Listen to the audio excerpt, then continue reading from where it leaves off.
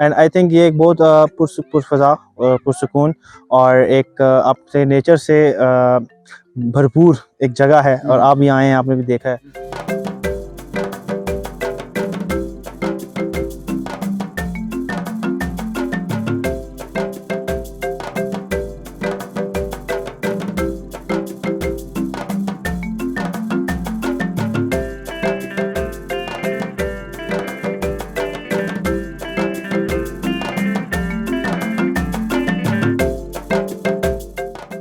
मरी union council शेर बगला, उसका एक छोटा सा गांव है जिसका नाम गोई है, और जिस जगह पे हम खड़े हुए हैं इस जगह का नाम है होतरा।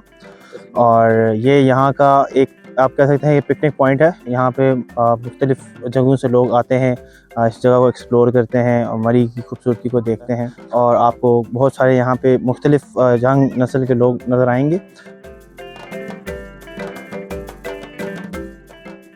देखिए, लोकल आपको यहाँ पर आने के लिए आपके पास दो रास्ते हैं। एक तो सबसे पहले आपने N75 जो मरी एक्सप्रेस वे है वहाँ से आना है।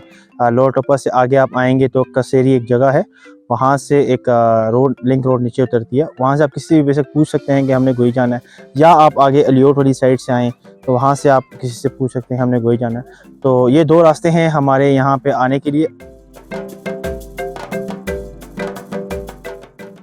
ये मोजिया गोई यूनियन काउंसिल शेर बगला और तहसील मरी की एक यूनियन काउंसिल है। इसकी ये एक वादी है।